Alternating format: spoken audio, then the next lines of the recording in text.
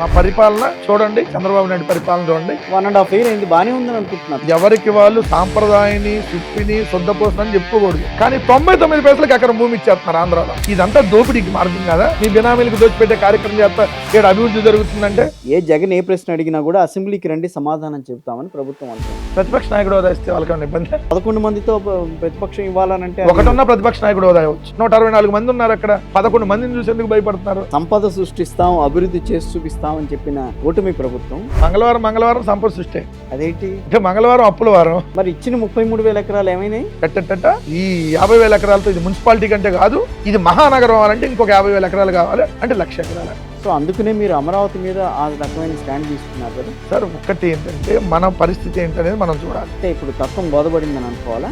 ఈ రోజు అభివృద్ధి చెందేటటువంటి అత్యంత వేగంగా అభివృద్ధి చెందేటటువంటి నగరం ఏదన్నా ఉందంటే అది వన్ అండ్ ఓన్లీ విశాఖ. అందుకే గూగుల్ అక్కడికి వస్తుంది కదా. Adani, not Google.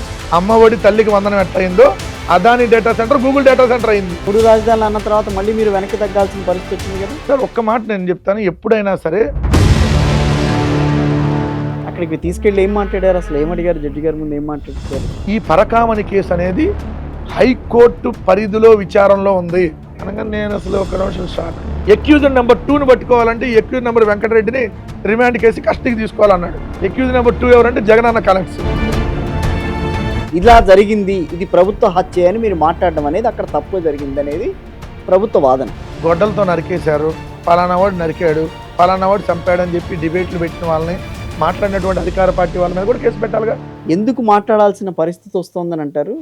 రాష్ట్రాల మధ్యన ఏనాడు కూడా ఇట్లాంటి చిన్న చిన్న గొడవలు లేవు కదా. ఒక ఆయనకేమో మెంటల్ సర్టిఫికేట్ ఉంది, ఎమ్మెల్యే అయ్యాడు. ఇంకో ఆయనకేమో సర్టిఫికేట్ లేకుండా ఉప ముఖ్యమంత్రి అయ్యాడు. ఎందుకు మీకు ఆయన గురించి? ఆయన ఏదో పిచ్చిబాగుడు వాగాడిని వదిలేయండి. సో పాదయాత్ర అనేది జగన్ గారు 5,000 కిలోమీటర్ల పైనే చేస్తారు అని చెప్పి ఒక టాక్ అయితే నడుస్తుంది. 15 నెలల పాటు 5,000 కిలోమీటర్లు పాదయాత్ర చేయాలనేది జగన్మోహన్ రెడ్డి గారు ఆలోచన. సాధ్యం అవుతుందని అంటారు. 151 సీట్లు వస్తాయని చెప్పి అనుకున్నారా మీరు?